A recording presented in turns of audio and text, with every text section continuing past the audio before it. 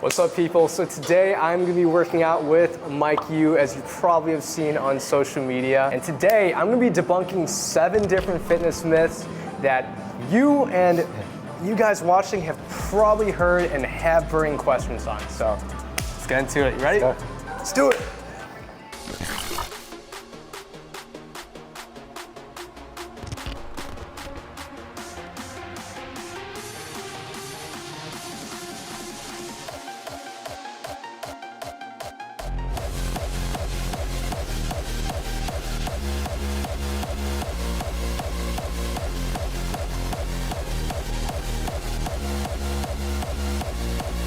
For warm up, should I go like slower or like this is good? I would go slower. Like I think of a warm-up set as like you're pretending you're working with your heavy set, right? But the weight's just lighter. So I usually keep the reps pretty low. I do like at most 5 reps in a warm-up set, and then literally mimic, you know, like as if I'm doing the working set. So the idea is like you want to get the movement pattern ingrained, so like you're ready, right? So like pretend like you have to like stabilize your back, right? Usually you have a little bit of arch. Do you usually bench with an arch or no? No. Is it important?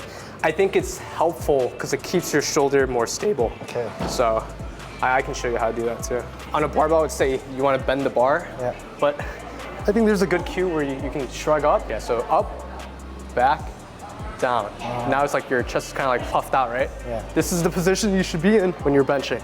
There's like a, you know, you can put your hand under here, right? And the reason why is in this position, your shoulder is more stable. So like when you're pressing on a barbell, right? You're not gonna have like this kind of going on because that's kind of the idea there. Okay. Up, back, down.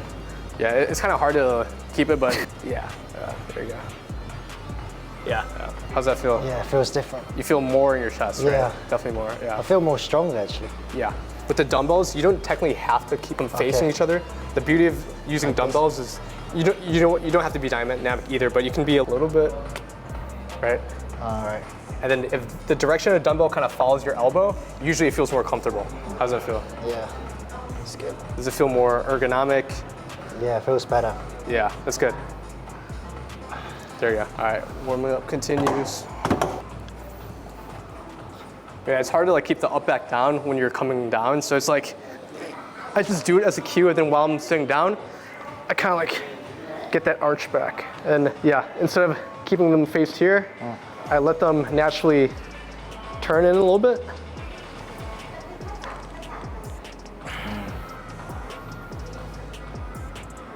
How much do you weigh now? Dude, I lost weight. I'm like 60 kilos right now. Okay. What's your usual weight? 61, 62. Okay. Yeah. I think the biggest thing, like, to avoid injury is like, you just want to control the eccentric part, like the negative part. Not enough people do that. Like coming down, right? Yeah, I think it's actually really good that you do it, right? But you see a lot of people just kind of, like you drop it, it's like, but this goes for every exercise. So I think if you do that for every exercise, 9 times out of 10, your form is gonna be better than most people. You have great form. I try to. Or else people would think I'm a phony. For warm up, you don't go minimum like 5 reps? No, so basically as the weight gets heavier, I like get lower in reps. Okay. So when I'm using really light weight, maybe I'm at 5 reps, but on my last warm-up set, sometimes, like if I'm doing a barbell bench, I only do like 1 rep. Because the idea is you want to like get acclimated to the weight, but you don't want to like tire yourself out because you're not working out yet, technically, you know what I mean? It's not a working set, right? So you just want to get used to the weight. You don't want to fatigue yourself, you know? What do you think of hypertrophy? Hypertrophy? Yeah. What do you mean? Some people do say like doing a lot of reps is good, right? But you're saying do less. So for a warm-up set, I think you want to view warm-ups as warming you up to do the working sets. The warm-up set doesn't contribute to like hypertrophy outcomes, right? Because really the driver of hypertrophy is something called mechanical tension. This is something your muscle experiences as the concentric speed slows. So as like it takes longer for you to get the weight up, your muscle will experience the highest degrees of mechanical tension. The practical advice to that, right, is it doesn't matter how many reps, what weight you use, right? If you take the set close to failure, if not to failure, you're doing what you can to optimize your hypertrophy. Yeah, I think the big thing, try to aim for a 2-second eccentric. So 2 seconds on the way down. Okay. All right, here we go. Yep, puff out the chest. There we go. 1, 2, 2. Yep. 1, 2, 3. Nice. Too easy. 6. Do you think I should go heavier? How do you feel? Yeah, it's easy, but I'm scared about my chest. Right? Yeah. Yeah. I think, Do you think it's okay? If you're comfortable, we can stay in a lower rep range, like 6 like that, Yeah. and then go heavier. Okay, so Tyler, Yeah. I heard if you go really heavy but less reps, you're just gonna get stronger but not build like big muscles. But when you do a lot of reps, that's where you get muscle. Is that true? No, that's not true. That's not true. So the number of reps you do, and technically as a result, like the weight you choose, isn't really tied to how much muscle you're going to be building or like, you know, what goal you're going to be going for, right? If your goal is to build muscle, the main thing you want to keep in mind is you want to train close to failure, okay? Meaning you want to go to the point where you nearly can't do another rep or all the way to failure, which means you literally can't do another rep, right? Basically, the driver of hypertrophy is mechanical tension. Your muscle experiencing mechanical tension is maximized when you take the set close to failure. So that's really all that matters. So technically, notice that has nothing to do with the rep range, right? You can hit failure at like 6 reps with a heavy weight, or you can hit failure at like 20 reps, but with a super lightweight, right? It's just usually more time efficient to do it at 6 reps. Okay. That's a huge like myth. I feel like a lot of people try to. But do you think it depends on like the body type too?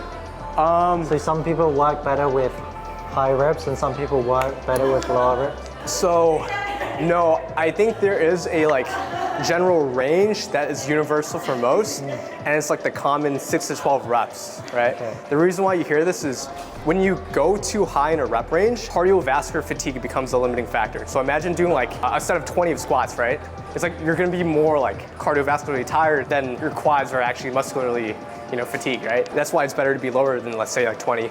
But if you go too heavy, some people, right, like it's individual from a recovery standpoint, they might feel fine doing sets of like 3, 4, right? In general, if you go to the very low rep range, that requires you to use very heavy weight in order to hit failure and hit that same like effort level at that low rep range. And I think that can kind of like sometimes result in a lot of joint stress where it's not practical to do. Like imagine if you're only training in sets of like 2 on like a bicep curl, your elbow joint probably isn't gonna feel that good, you know? Okay. Make sense? Yeah. Do you think I could grow muscle with my injuries or no? I think you can, yeah. Yeah, I mean, it's the same thing, right? Like, Because my chest has got a lot smaller since. yeah, I bet if you're not training it, you know? Yeah. You just have to acclimate to it, right? Yeah, You slowly slowly. progress to it, but you'll find that your strength should come back relatively like quicker than the first time around. Do you breathe when you when you're repping or no? Do you think about breathing at all, or is it just kind of random? Just like how I normally breathe. Okay, Yeah. cool.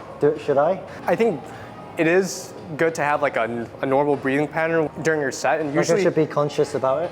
honestly, it can help you be like, usually you perform a little bit better too. Oh, wow. But there's like 2 main ways, right? It's either you exhale on the concentric and inhale on the eccentric. So on the way down, you take a breath in, like, and when you press out is when you like breathe out. But I personally don't really like doing that because it's like, imagine you're on your last rep and then you breathe out all the way and you're like, right, and you're still like pushing. I don't like that. So there's a powerlifting style approach where you hold the breath in and then you breathe in between reps. So it'd be like, I honestly prefer doing that. Okay. How much protein do I need to build on more muscle? That's an important question. I want to be jacked like you. I think a lot of people actually, they overestimate the amount of protein they actually need. I think by standard, 1 gram per pound of body weight is a good goal to hit. If people would actually measure out what they eat, they'll find that, you know, if they're incorporating like lean sources of protein, essentially protein-rich foods in all their meals, it's quite easy to hit the 1 gram per pound of body weight mark, right? Now, I think you can bring it down to 0.8 if you're like bulking or something, okay? If you're in a calorie surplus, technically, like, yeah, I think 0.8 grams is fine.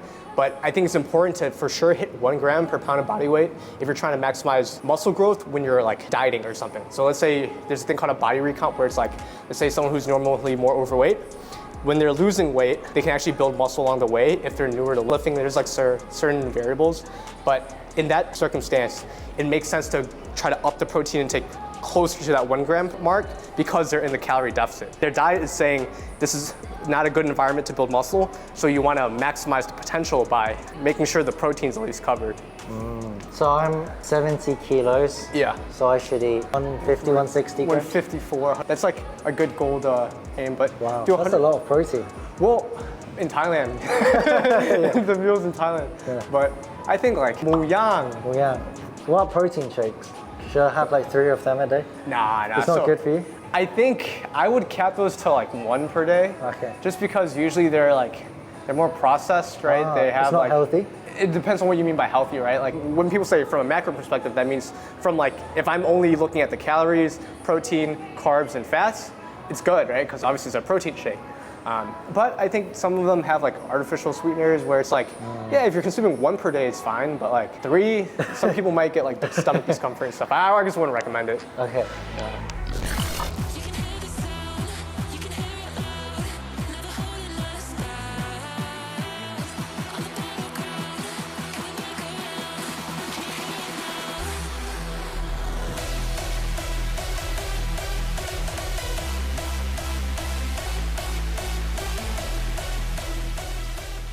Hey, I do a lot of Muay Thai.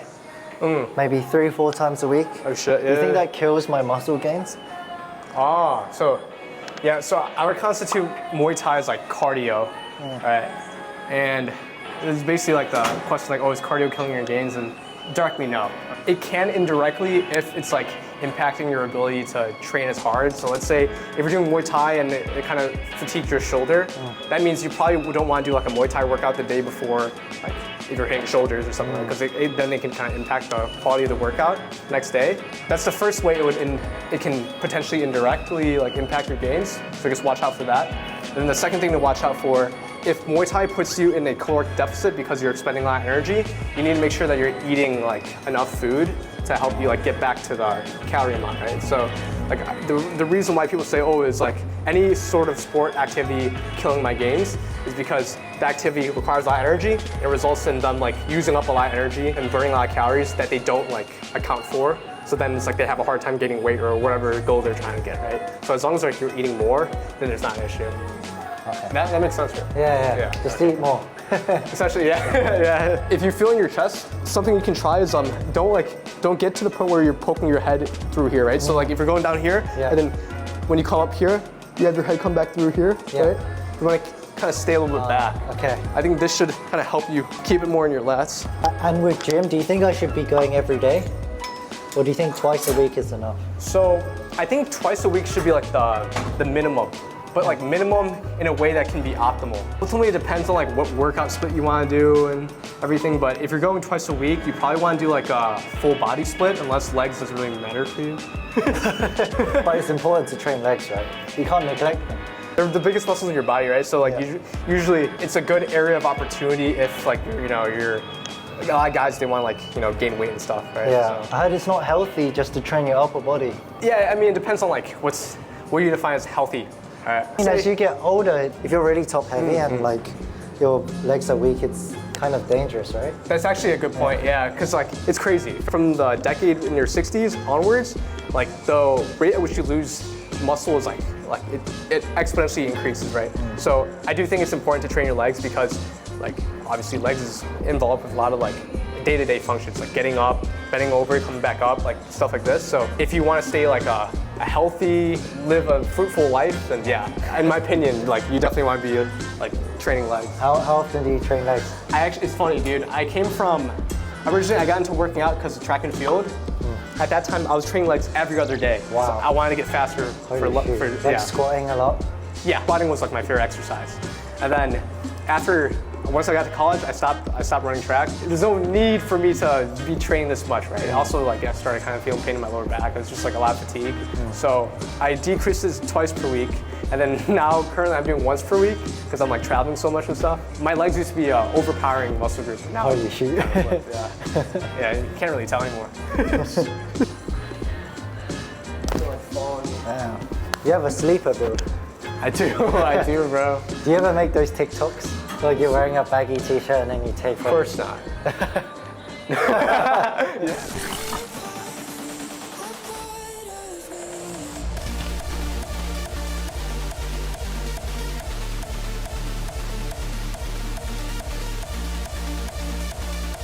Dang, I've never seen it done like this. Yeah, I think it feels better. This is the optimal way. Usually I do it like this. Yeah, a lot of people kind of just do like this, right? This way is better?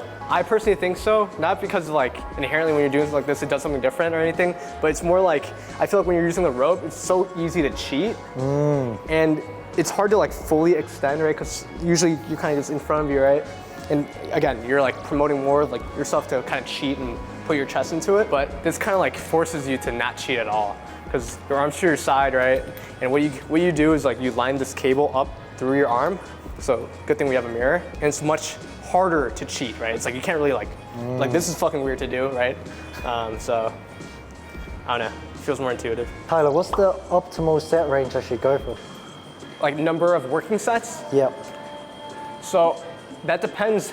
It's actually not, in my opinion, it's not about like the number of sets you're doing for an exercise. It's more about like weekly volume per muscle group, right? So let's say like how many, if you take up all the different sets of all the exercises that trains, let's say the triceps, for example, you ideally want it to sum up to anywhere between 8 to 20 sets as like a really rough estimate, okay? So again, you can like, that can be 8 to 20 sets, that can be like 2 different exercises all in one workout, which is in my opinion not ideal.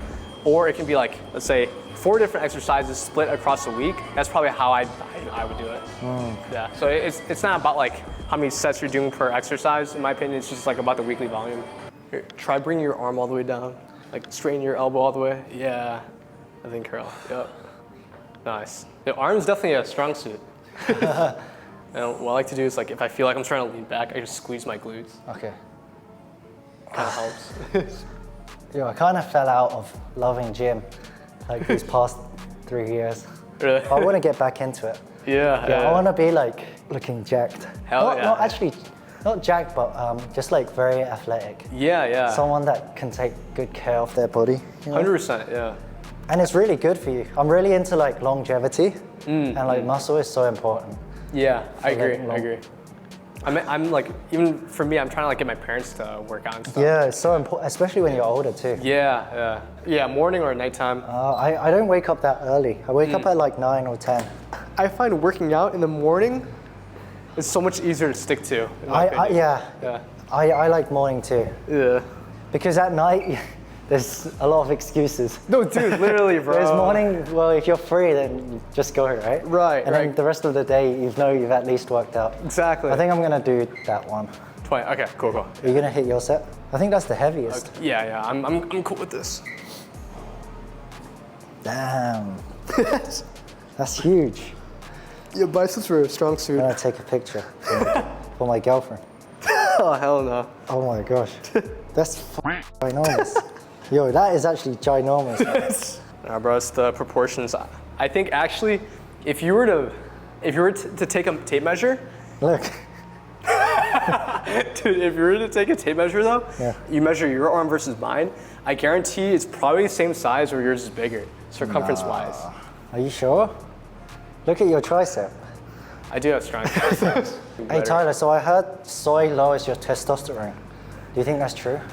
Nah. It's BS? Yeah, I think it's like one of the biggest myths. There was a meta-analysis done, right? A meta-analysis is essentially when you take a study, when you take like the environment of a study to assess different studies that were like also conducted, right? And they found from that meta-analysis there was no significant difference between testosterone levels or a decrease in testosterone levels as well as with soy consumption, right? So essentially, like, yeah, it's a myth. Yeah, Okay. I think it's fine to take, especially if you're like taking something in the form of like soy protein.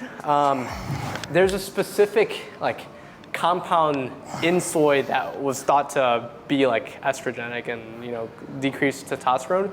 But when you're taking something like soy protein, it's so processed that like there's less of that. I forgot what the compound is, like flava something, but. Yeah, basically there's TLDR, there's no concern. I actually, so on Tuesdays, I'm vegetarian. So I'm actually vegetarian today. So I eat a lot of tofu, like wait, why? on a daily basis. Health? Yeah, so like the way I think of it, I feel like because I follow a high protein diet, I eat a lot of meat naturally. And I kind of want to like diverse my protein sources a little bit more. So this like forces me to do it, right? Because I love meat, like I can eat meat anytime, right? But by having a vegetarian day, I'm like, okay, let me actually find something that's vegetarian out here. And then on Thursdays, I'm pescatarian.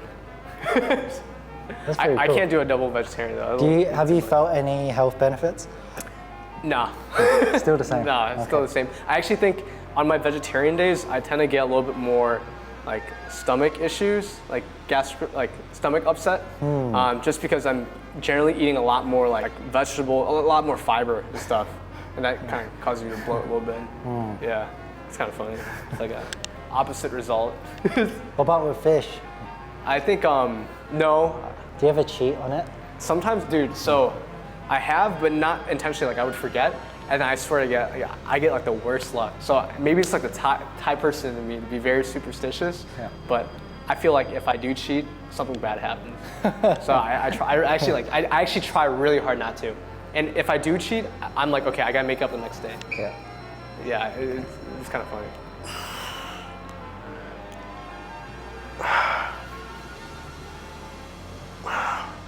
Do you ever do it to failure or not? I do. I'm coming off food poisoning, so I'm taking a little chill today. I used to do like 4 sets of everything, like very high volume. And then when I first dropped it down to like lower volume stuff where I was only doing 2 sets, I was taking both sets to failure. And I thought it was really good. I was making a lot of progress during that time. But I started noticing after a year of like literally training every single set to failure, like you start running into fucking like issues, man. Like either like injuries or like soreness or lack of progress. There's 2 things you have to balance when you're working out, right? It's like you're trying to get the most out of the workout from a muscle building standpoint by training to as close as you can to failure. You're just training hard. But as a byproduct of what happens is you get tired and you could accumulate fatigue. And fatigue is like the waste product of working out. As fatigue increases, like your ability to perform decreases, you can get injured more. So it's like you want to do a fine line on both. I think the standard is like, okay, you just take 1 set, you go 1 rep shy of failure, and then every so often, maybe on the last set of the exercise, maybe you take that one to failure just so you know what failure is. But you don't want to like, you don't want to be taking every set to failure. Got it. Yeah, it's just not sustainable long term. All right, GG. That's pretty much it. Yeah. Yeah. Okay. Can I get food after? Yeah. Do you think we should eat in the 60-minute window? So, no, like you're talking about for muscle building, right? Like, does it impact your gains? Yeah. I heard that you have to eat within the window, otherwise you miss all the gains. Yeah. So, dude, I like that's like one of the oldest myths. But no, generally speaking, as long as you're getting a meal within like I'd say 3 hours, you should be good. Naturally, you're probably gonna be hungry after your workout, but no, there's no like 60-minute window thing where it's like all of a sudden you're like losing muscle after that or anything. So, I think what's more important is actually like getting enough protein throughout the entire day. But the meal timing itself doesn't really matter. There's an argument to be had because some people say, oh, if you have multiple meals throughout the day, since muscle protein synthesis occurs numerous times throughout the day, it's like logically, oh, if you eat more throughout the day, you're like giving your body the resources when that muscle protein synthesis kicks in. Maybe if you're like competing at the highest level, this stuff matters, but as like a natural person, I think, no, I don't think it's that big of a deal, All right. in my opinion. Cool. But, hey, Mike, Thanks for the... it was great. Great workout today. Learned a lot. Appreciate you showing me at your gym. So how can I learn more from you? Yeah, Because you're not in Thailand for that long, right? Yeah. So I have a fitness coaching program that you can apply to in the link in description. Okay. Anyone can do that. So if you guys are interested as well, feel free to check that out. Also, don't forget to follow I'm Mike Yu on social media if you want to learn more about Thailand, life out here, or you just want to see a nice smiling face. All right. See you guys. Peace out.